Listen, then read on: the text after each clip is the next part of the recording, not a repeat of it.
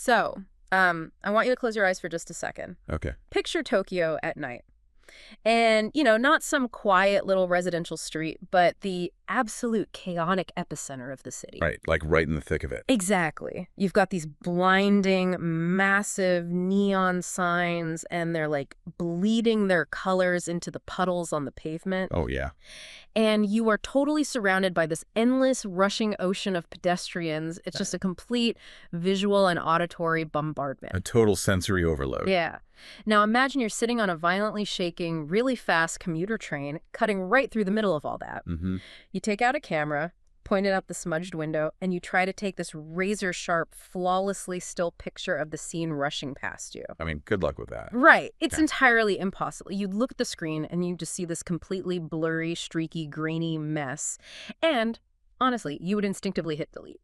Yeah, you'd call it a mistake. Exactly. Which, that's the totally natural reaction. Yeah. That image basically fails every single metric we are taught about what constitutes a valid professional photograph. Right. Because we are so deeply conditioned to crave absolute clarity.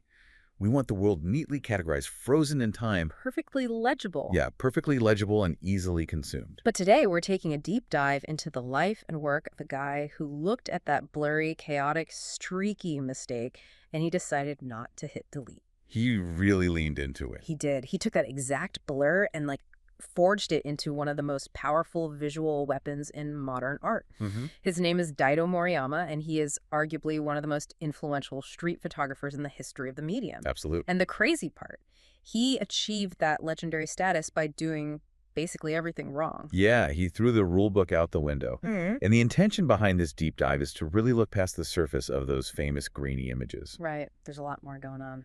Exactly. We're exploring the mechanisms of how Moriyama intentionally shattered those traditional rules of aesthetic perfection. Because he realized something fundamental, didn't he? Yeah, he recognized that a clean, sharp, static image is actually a really poor vehicle for capturing the fragmented, restless, and honestly deeply anxious reality of the modern human experience. So, to understand why a person would wake up and intentionally choose visual chaos over perfect clarity, we kind of have to rewind. Would you? We really can't understand his lens without understanding the trauma and just the absolute transformation of his youth. Right. So Daido Moriyama was born in Osaka in 1938, Okay. which means his formative years coincided directly with the aftermath of World War II in Japan. Wow. Yeah, that's heavy. Extremely heavy. We're talking about a period characterized by incomprehensible physical destruction. Right. I mean, cities literally leveled to ash. Right. And that was followed almost immediately by this breathless, forceful period of national reconstruction. Which was mostly driven by the U.S., right? Exactly. It was heavily influenced and dictated by the American military occupation. So the juxtaposition there must have caused, extreme cultural whiplash. Oh, absolutely. Because you have these serene, ancient, centuries-old Japanese traditions and architecture, and suddenly they're forced to share a street corner with, neon-lit jazz bars, black markets, American GIs hanging around. Selling out Hershey bars, yeah. Right. It's two completely different universes just violently colliding. And it triggered a profound identity crisis on a massive national scale. I can imagine. The traditional Japanese way of life was abruptly interrupted and basically paved over with Western capitalism, consumerism, pop culture. So for a young mind developing in that specific environment, the world did not resemble a peaceful, orderly landscape painting. No, not at all. The world was loud, it was contradictory, bleeding at the edges, and entirely unstable. Which actually makes a detail from our source material incredibly ironic. Oh, with his background. Yeah. Let's unpack this for a second. Before he ever picked up a camera to document these gritty, unstable streets, Moriyama actually trained in graphic design. It is pretty wild. It's insane, because the entire fundamental discipline of graphic design is built on grids, perfect typography, absolute control. Millimeter perfect alignment. Exactly. So how does a guy who's drilled in making sure every single element is perfectly centered become the undisputed king of visual chaos? Well, the graphic design background is actually the key to his rebellion. Really? How so? So Moriyama spent time working in those sterile studios, right? Creating these highly controlled, clean layouts. Okay. And he realized a fundamental truth. A neat little grid cannot hold a trauma. Oh, wow. That's a great way to put it. The clean, sterile lines of graphic design simply could not truthfully capture the messy, bleeding reality of post-war Japan. Because life wasn't clean. Exactly. Yeah. You can't fit the palpable anxiety of a bustling black market or that frantic energy of a neon-lit red light district into a perfectly balanced visual frame. The reality of the streets just spills over. It does. It completely refuses to be contained by a ruler. So the sterile tools of his trade basically felt like a lie to him. Yeah, they were inadequate. He needed a medium that was as visceral as the world outside his window. So he moves to Tokyo in the late 1950s, diving headfirst into the friction of the city. And eventually, he starts assisting a legendary avant-garde photographer named Aiko Hoso. Hoso is huge! Yeah, and from the sounds of it, Hoso was not spending his weekends shooting, like, pretty postcards of Mount Fuji. Definitely not. Hoso is deeply experimental. Yeah. He was pushing the boundaries of what the medium could even tolerate. Okay. Under his mentorship, Moriyama unlearned the idea that a camera is just a passive recording device. Right, like it's not just a copy machine. Exactly. It's not an objective machine that simply documents the physical matter placed in front of its lens. Hoso taught him that the camera is an active psychological tool. How does that work in practice? Well, it can be used to bend reality, right? To distort the physical world in order to express deep internal truths that are just completely invisible to the naked eye. That internal realization that a camera can manipulate reality to show a deeper emotional truth, it seems to collide perfectly with this massive external boiling point in Japanese society. Oh, the timing was perfect. We're hitting the late 1960s now. And the late 1960s in Japan were incredibly volatile. Yeah. You had these massive, violent student protests against the establishment, intense political tension surrounding the U.S.-Japan Security Treaty, Just a lot of unrest. a fierce, overarching identity crisis among the youth. Okay. Meanwhile, the traditional, accepted style of documentary photography at the time was highly objective. Like who? Think of the incredibly precise, beautifully composed, perfectly timed work of a European master like Henri Cartier-Bresson. Oh, right. The decisive moment guy. Exactly. Perfectly framed, totally objective. Okay, I see the disconnect here. If the streets of Tokyo are literally burning, and society feels like it's tearing itself apart at the seams, taking a perfectly symmetrical, well-exposed, polite photograph feels completely hypocritical. Yes. It's like putting a cheerful Instagram filter over a riot. That is exactly the sentiment. That deep frustration with the polite, objective style led a group of radical artists to create a new magazine in 1968 called Provoke. Provoke. Great name. And Moriyama joined their ranks shortly after the launch. The Provoke movement completely rejected those old European rules of composition, and they championed this fierce new aesthetic. What was it called? They called it Are-Bure-Boke. Are-Bure-Boke, which translates to rough or grainy, blurry, and out of focus. That's the one. Okay, so I have to play devil's advocate here for a second, because this is where modern audiences usually get tripped up. Fair enough. If I take a blurry, horribly grainy, out-of-focus photo of a trash can by accident, I'm going to delete it.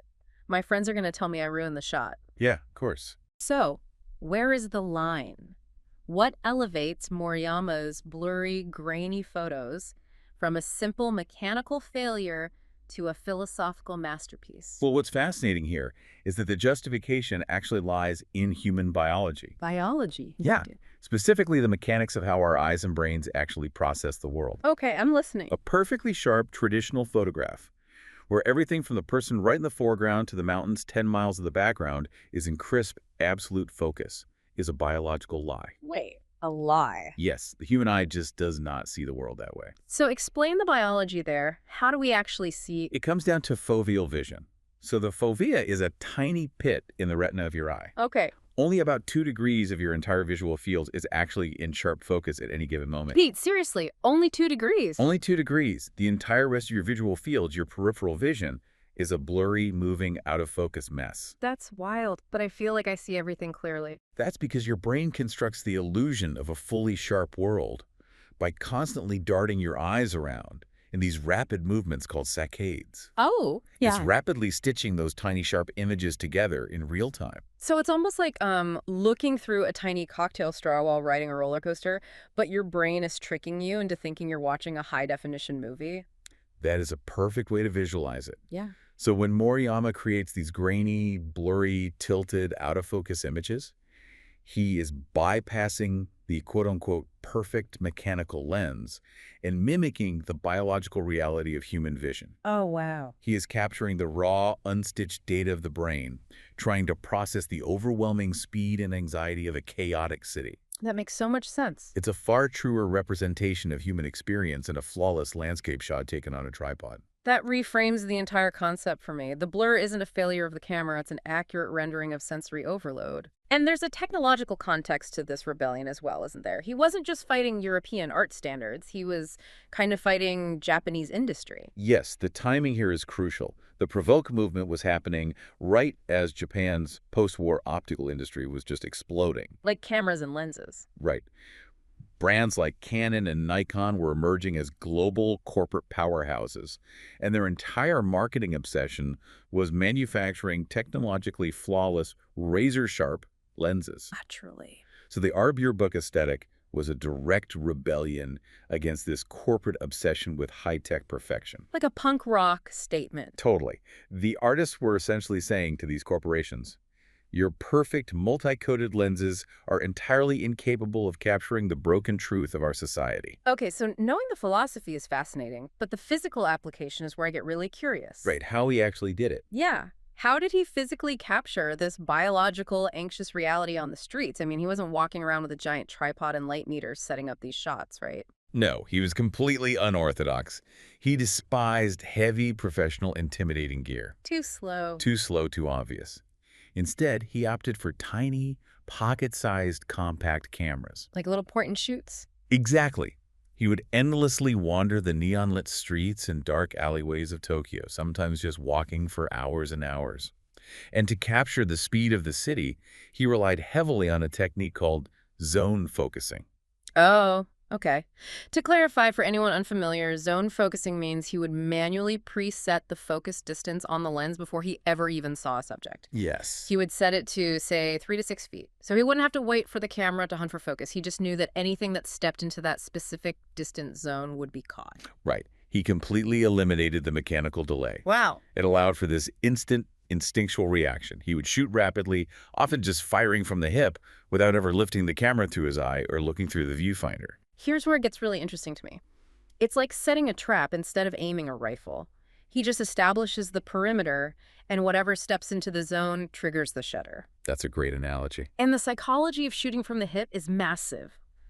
Think about what happens the moment you raise a giant professional camera to your face on a public street. People freeze up. Immediately, you instantly build a physical wall of glass and metal between you and the human beings around you. You declare yourself an observer, an outsider. Right. And the people react. They freeze, they strike a fake pose, they smile artificially, or they just cover their faces.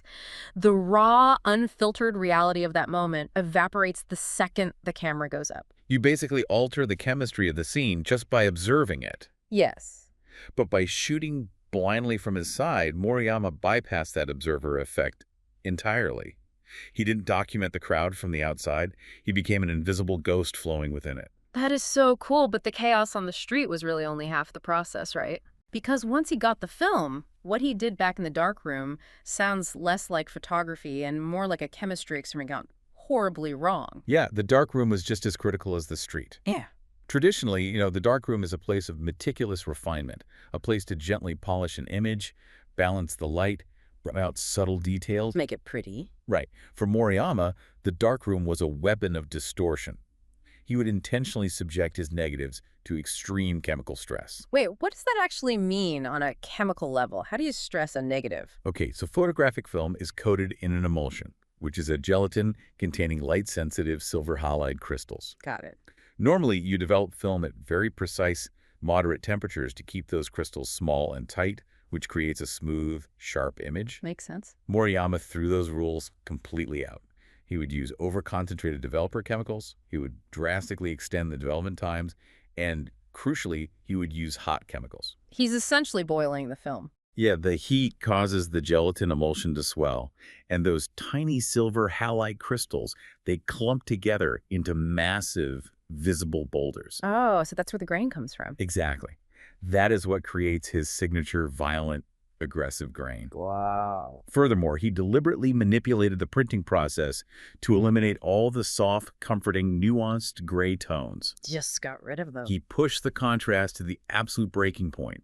What he left behind were impenetrable, crushing blacks and blinding, blown-out whites. The resulting visual impact is just staggering. When you look at his images, the chopped-off heads, the blurry trash cans, the distorted store mannequins, the rushing cars, they perfectly convey this crushing sense of modern alienation. I really do. You're looking at a photograph taken in a city of millions, entirely surrounded by an ocean of humanity, yet the feeling radiating off the paper is profoundly isolated and anonymous. He manages to visualize the psychological weight of the city. Yeah. You're never physically alone, yet you are completely disconnected from everyone around you. Now, because his work functions as this endless, fast-paced, high-contrast stream of consciousness, hanging a single Moriyama photograph on a quiet, sterile, white gallery wall feels wrong. Oh, it kills the vibe completely. It really does. It isolates a single note instead of playing the symphony. To truly understand the evolution of his psyche, you really have to experience his photo books. The photo book is undeniably his true medium. Right? For Moriyama, a book is not merely a portfolio meant to display his best single shots. The book functions as a continuous visual narrative. Like a movie. Exactly. A cinematic sequence where the images just crash into one another, creating this overwhelming rhythm. And we can actually trace his mental state by looking at the progression of his most pivotal books. Let's follow that progression then. In his early work, like Japan, a photo theater from 1968, you can see him grappling with the bizarre westernization of society. He shoots entertainers, actors, and crowds, treating the rapidly changing post-war culture as an absurd, almost grotesque theatrical performance where everyone is wearing masks. Yeah. But the narrative takes a much darker, much more personal turn just a few years later. In the 70s. Yeah, the shift becomes deeply apparent in 1971, with a collection containing his most iconic single image. The photograph is known as Stray Dog. Oh, I know this photo. He shot it near a U.S. military base in Misawa. Just to paint a picture of this image for everyone, it is a fierce, dirty, exhaustedly feral dog standing on a bright street, and it's stopping to glare directly into the lens. It's an intense stare. It is. And the darkroom contrast is so harsh you can practically feel the grit and the grime matted in the dog's fur. It looks dangerous, but also deeply, deeply tired. And that dog was far more than a passing animal on the street to Moriyama. It became his ultimate metaphor. How so? Well, on a macro level, it represented a traumatized, feral, post-war Japan. Wow. A nation trying to survive on the streets, caught between its own ruined history and the looming dominant presence of the American military base, just out of the frame. That's incredibly powerful. But on a micro level, the dog is Moriyama's own alter ego. Oh, he saw himself in the dog. Exactly. He saw himself as that stray, endlessly wandering the alleyways, sniffing out the raw, unsanitized reality of the city, completely undomesticated by the polite rules of traditional photography. That's fascinating. But if Stray Dog was him capturing the harsh reality of the street, where does his mind even go from there? Because it feels like he hit the absolute bottom of the urban experience. He actually goes much darker. Darker than the feral dog. Yeah. He reaches a point where simply capturing the alienation of the street isn't enough. The frustration becomes so severe that he turns his violence against the medium itself. Against photography. Yes. Yeah. Just a year later, in 1972, he publishes a book called Farewell Photography. Wait, farewell, as in he's quitting the profession? He is actively trying to murder the concept of the photograph. Whoa. The book is the ultimate destruction of the form. He took his negatives and actively ruined them. On purpose? On purpose. He scratched them, burned them, overexposed them, and degraded them until the images became entirely abstract. In many of the pages, you cannot even decipher what you're looking at. So he's literally scrubbing away reality with steel wool. He's destroying his own work to prove a point. It is a violent rejection of the idea that photography can, or even should, perfectly represent reality. Yeah. He's dismantling the medium to show the viewer that our perception of the world is fragile, highly subjective, and easily destroyed. Okay, so after you burn the medium to the ground, what is left to shoot? He obviously didn't stop taking pictures. No, he kept going, but the energy shifted from destruction to this manic, breathless pursuit of speed. Okay. Also in 1972, he releases a book called Hunter. And in this project, he's frequently shooting out of the windows of moving cars. Which takes us right back to the analogy from the beginning of our deep dive. Precisely. He is capturing the relentless high-speed rhythm of Japan's rapidly expanding highway systems and the forceful march of modernization. So he evolves. Yeah, he evolves from the stray dog sniffing the alley to a hunter desperately chasing the blur of a society moving way too fast to be understood. And as he matures, he seems to stop running and instead settles into a deep, obsessive groove. You look at his later works like Light and Shadow from 1982, and especially Shinjuku in 2002. Oh, Shinjuku is a masterpiece. And Shinjuku, for those who don't know, is this massive, chaotic, neon-drenched, never-sleeping district in Tokyo. And he didn't just visit it, he obsessively walked those specific streets for decades. He treated Shinjuku as a psychological petri dish. That makes sense. By returning to the same few square miles over and over again throughout his entire life, he proved something profound. What did he find? He showed that while the neon signs might get upgraded to LED screens, and the fashion of the pedestrians changes from the 70s to the 2000s, the underlying thumping pulse of urban loneliness remains exactly the same. It doesn't change. Right. The surface texture of the city evolves, but the psychological weight of it does not budge. That brings us to his ultimate legacy. He didn't just document a specific traumatic era in Japanese history. Daido Moriyama fundamentally altered global street photography and photo book culture forever. He taught the world to see the gritty, uncomfortable, blurry truth of modern urban life, not as a mechanical error to be corrected, but as a profound, authentic feeling to be embraced. Right. He proved that sometimes perfect clarity is actually a barrier to truth. So why does the philosophy of an avant-garde Japanese photographer from the 1970s matter to you right now? It's a great question. Think about the specific technological era we are living in today. We live in a reality where artificial intelligence can generate a flawless, symmetrical, perfectly lit, ultra-high-definition image from a simple text prompt in like 3 seconds. It's wild. And our smartphones are equipped with software that automatically smooths our skin, balances the exposure of the sky, and uses magic erasers to instantly delete a photobomber, or a stray trash can, or anything deemed slightly unsightly from the background of our lives. Right. We just wipe it away. Exactly. We are obsessively curating a plastic, sterile, utterly frictionless reality. Every photo we post is perfect, which means every photo is a lie. A biological and emotional lie. Precisely. So here is a final thought for you to mull over. Perhaps our modern obsession with algorithmic perfection is actually a form of blindness. Ooh, I like that. By erasing all the blur, the grain, and the shadows, we are erasing the very texture of what it actually feels like to be alive in the world. We lose the human element. We really do. The next time you are walking down an incredibly crowded street or sitting on a bumpy subway car, put your phone away for a second. Look at the chaos around you. Just observe it. If you were to take a truly honest snapshot of your life, of your mind, right at this very moment, would it be a flawless, AI-filtered, perfectly lit, symmetrical smile? Or would it be a little dark, a little blurry, and undeniably beautifully real?